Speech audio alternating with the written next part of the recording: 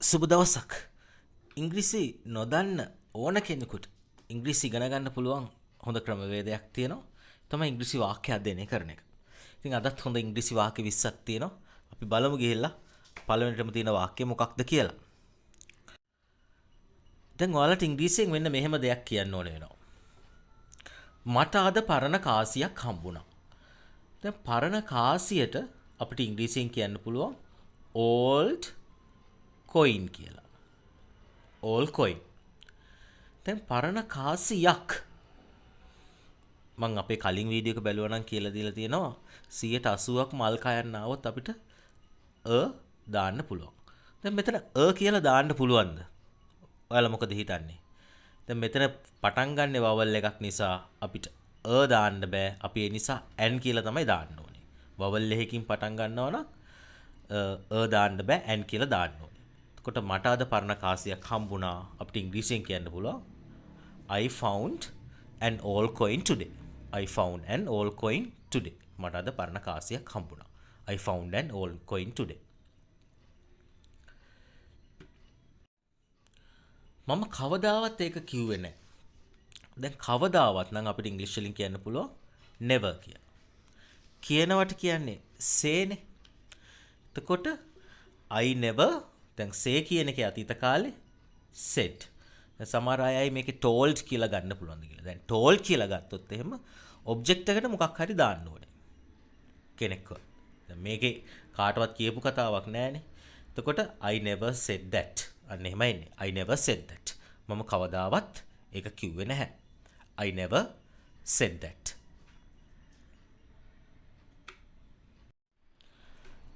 මට ටිකක් වෙලාව ඕනේ ඒ ගැන හිතන්න. දැන් මට ටිකක් වෙලාව ඕනේ. දැන් ටිකක් වෙලාව නම් අපිට කියන්න පුළුවන් sometime කියලා. ටිකක් වෙලාව නම් sometime කියන්න පුළුවන්. වචන දෙකක්. දැන් sometimes කියලා තනි වචනකින් අපි කියනවා නම් ඒ අදහස් කරන්නේ සමහර වෙලාවල් වලට කියන එක. sometimes කියන එක වෙනයි මේ sometime කියන එක වෙනම ලියුවහම එකෙන් අදහස් වෙන්නේ ටික වෙලාවක් කියලා. එතකොට මට ටික වෙලාවක් ඕනේ. අපිට කියන්න පුළුවන් I need some time ඒ ගැන හිතන්න to think about it. එතකොට අපිට සම්පූර්ණ වාක්‍ය නිර්මාණය කරගන්න පුළුවන් I need some time to think about it. I need some time to think about it. මට ඒ ගැන හිතන්න ටිකක් වෙලාව ඕනේ. I need some time to think about it. මම කමල් එක්ක අද දවල්ට කෑම කෑවා. දවල් කෑම කනවට අපිට ඉංග්‍රීසියෙන් කියන්න පුළුවන් have lunch කියලා. එහෙම නැත්නම් eat lunch කියලා. දැන් මේකේ මම ගන්නවා have lunch. හැබැයි දවල් කෑම කෑවා have lunch නෙමෙයි have කියන එකේ අතීත කාලේ had lunch. එතකොට I had lunch with Kamal. I had lunch with Kamal. මම කමල් එක්ක දවල් කෑම කෑවා. I had lunch with Kamal. Nimal රස කතා ගොඩක් කියනවා. දැන් රස කතා වලට අපිට කියන්න පුළුවන් interesting stories කියලා. interesting stories. කොට නිමල් tells interesting stories කියලා කියන්නත් පුළුවන්. නැත්නම් ඊට වැඩි අපිට වඩා ලස්සනයි මෙන්න මෙහෙම කියන්න පුළුවන් නම් Nimal is a great storyteller. Nimal is a great storyteller. Nimal රස කතා ගොඩක් කියනවා. Nimal is a great storyteller. එයා එච්චර හොඳ කෙනෙක් නෙවෙයි. එයා එච්චර හොඳ කෙනෙක් නෙවෙයි නම් කියන්නේ හොඳ නෑ කියන්නේ එයා nice නෑනේ. අපිට කියන්න පුළුවන් he is not very nice. He is not very nice. එයා එච්චර හොඳ කෙනෙක් නෙමෙයි. He is not very nice.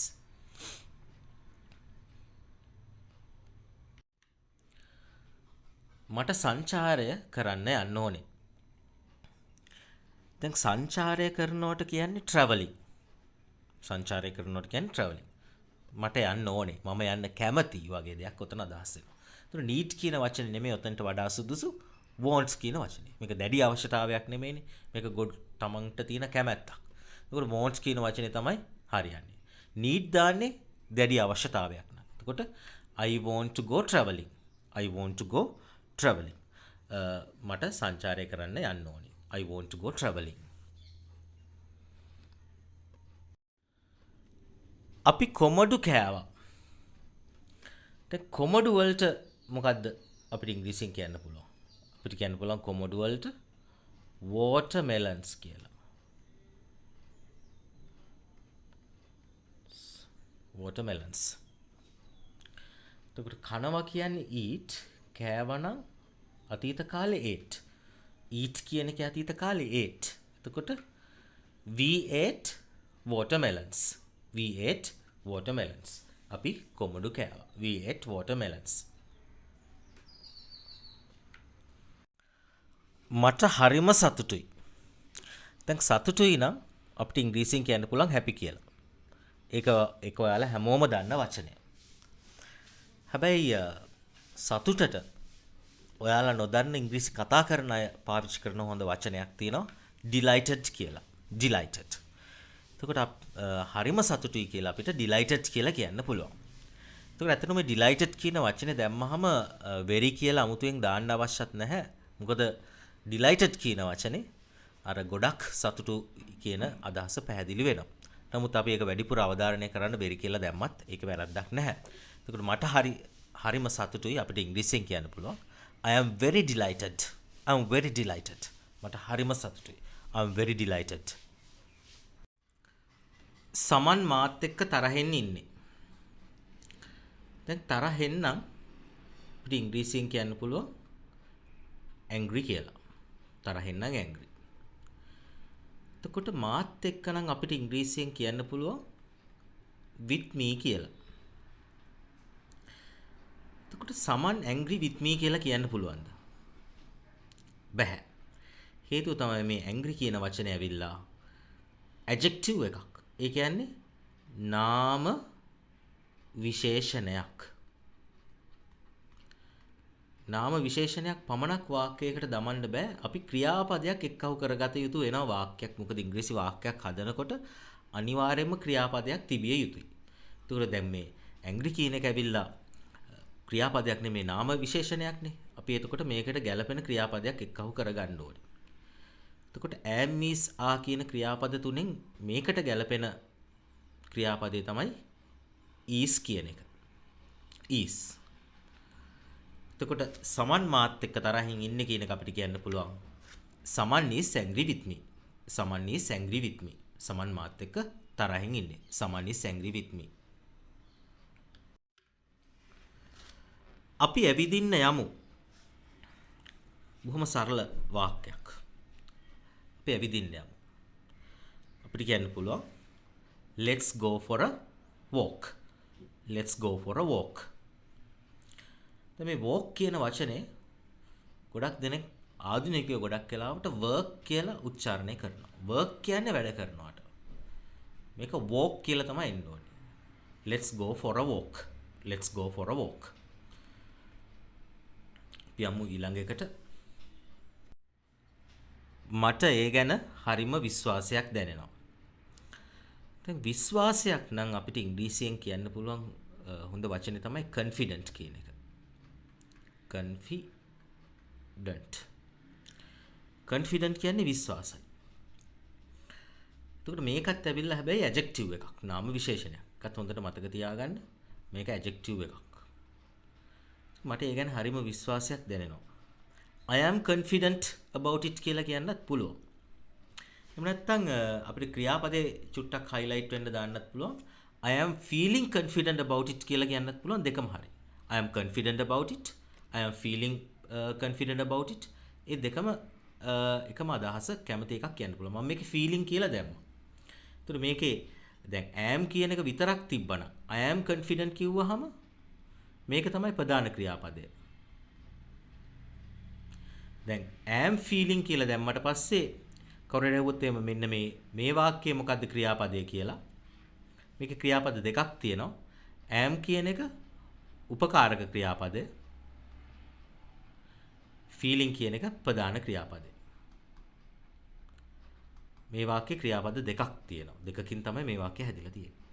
උපකාරක ක්‍රියාපදයකුයි ප්‍රධාන ක්‍රියාපදයකුයි තියෙනවා. am විතරක් දැම්මොත් ප්‍රධාන ක්‍රියාපදේ විතරක් තමයි එතකොට යෙදෙන්නේ. එතකොට am කියන එක ප්‍රධාන ක්‍රියාපදයක් විදිහට යෙදෙන්නත් පුළුවන්. උපකාරක ක්‍රියාපදයක් විදියට යෙදෙන්නත් පුළුවන්. ඒක තැනේ හැටියට තමන් වෙනස් කරගන්න දැනගත යුතුයි.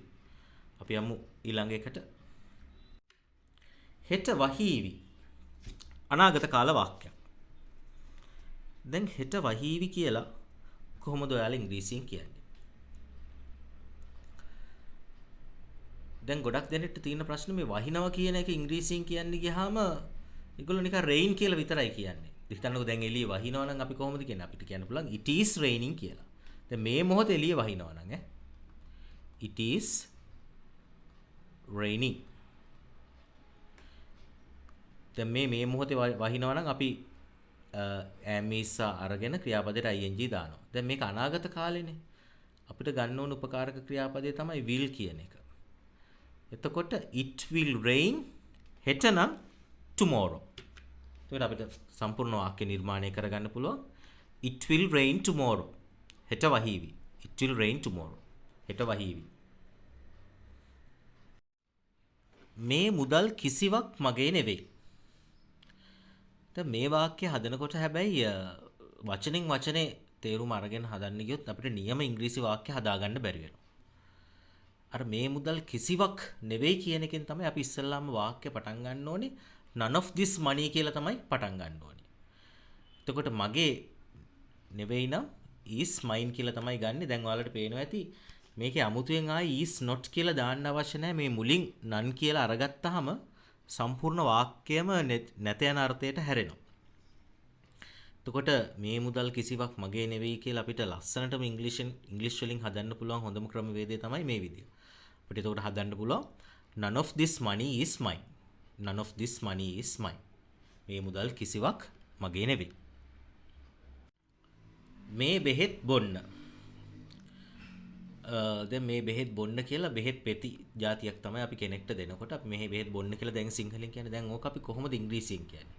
දැන් මේ බෙහෙත් නම් අපිට ඉංග්‍රීසියෙන් කියන්න පුළුවන් this medicine කියලා. දැන් බොන්න කියන එකට ඇත්තටම බෙහෙතක් වගේ බොනවා නම් අපි drink කියන ක්‍රියාපදේ නෙමෙයි ඉංග්‍රීසියෙන් කියනකොට ගන්නෙ. take කියන ක්‍රියාපදේ තමයි අරගන්නේ. take. එතකොට බෙහෙත් බොන්න කියන එකට කවුරු හරි drink this medicine කියනවට වැඩිය take this medicine කියන එක තමයි නියමම ඉංග්‍රීසි වලින් කියනවා නම් නියමෙටම එන්නේ ඒ විදිහට. හැබැයි කවුරු හරි drink this medicine කියලා කිව්වොත් ඒක වැරද්දක් නෑ. හැබැයි take this medicine කියලා තමයි සාමාන්‍යයෙන් හොඳට ඉංග්‍රීසි කතා කරන්න දන්නේ නැහැ කියන්නේ. take this medicine. කියන්නේ බෙහෙත් ගන්න කියලා තමයි කියන්නේ.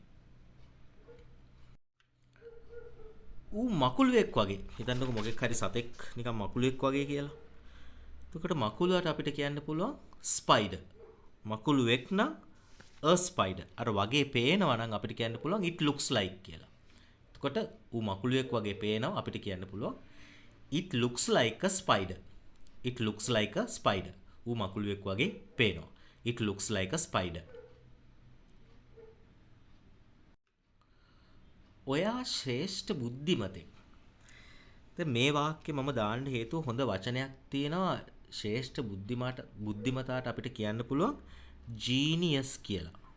ජීනියස්. ජීනියස් කියන්නේ කෙනෙක් මොකක් හරි දෙයකින් අතිවිශිෂ්ටයි නම් අපිට ජීනියස් කියලා කියන්න පුළුවන්. ඒකට ඔයා ශ්‍රේෂ්ඨ බුද්ධිමතෙක්.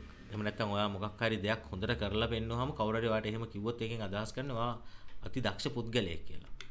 එතකොට අපිට කියන්න පුළුවන් you are a genius. you are a genius. ඔයා ශ්‍රේෂ්ඨ බුද්ධිමතෙක්.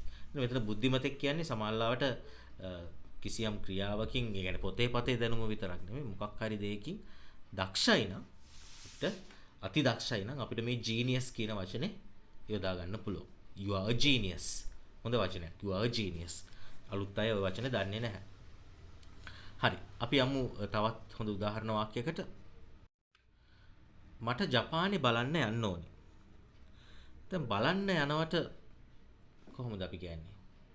go and look කියලා එහෙම කියන්න ඕනේ නැහැ. කෙලින්ම අපිට වචනයක් තියෙනවා visit කියලා. ඒකට මට ඕනේ. මේක ආසාවක්නේ. එතකොට need කියන වචනේ නෙමෙයි හරියන්නේ want කියන එක. I want to visit Japan. I want to visit Japan. මට ජපානේ බලන්න යන්න ඕනේ. I want to visit Japan. කියන්නේ visit කියන්නේ පොඩි ගිහිල්ලා එතන චුට්ටක් අරගිලා ගල්ලා බලලා එන එකට තමයි visit කියන්නේ.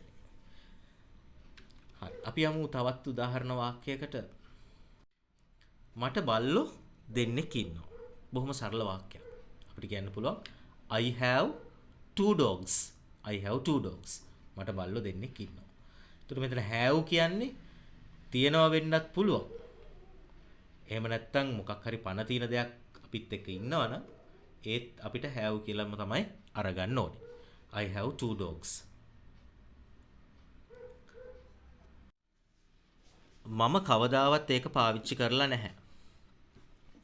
දැන් පාවිච්චි කරනවට හොඳ වචනේ තමයි use. එතකොට පාවිච්චි කරලා ඒකේ තුන්වෙනි ස්වරූපය used කියලා තමයි ගන්නෙ. කවදාවත් නැහැ. කවදාවත් නැත්තම් අපිට හොඳ වචනයක් තියෙනවා never කියලා. එතකොට මම කවදාවත් ඒක පාවිච්චි කරලා නැහැ. අපිට කියන්න පුළුවන් I have never used it. I have never used it. මම කවදාවත් ඒක පාවිච්චි කරලා නැහැ. I have never used it. හරි. එතකොට අද හොඳ ඉංග්‍රීසි වාක්‍ය 20ක් ඉගෙන ගත්තා. නේ? වාක්‍ය හදන හැටි ගොඩක් දෙනෙක්ට මේවා කියන්න පුළුවන්කම හැකියාව ඇති. නමුත් අලුත් දේවල් යමක් ඉගෙන ගන්න නැති කියලා මම හිතනවා. ඉතින් දිගටම රැඳිලා ඉන්න මේ වගේ හොඳ පාඩම් අපි ඉස්සරහටත් අපේ channel එකට අපි දානවා. දිගටම channel එකට රැඳී ඉන්න බොහොම ස්තුතියි.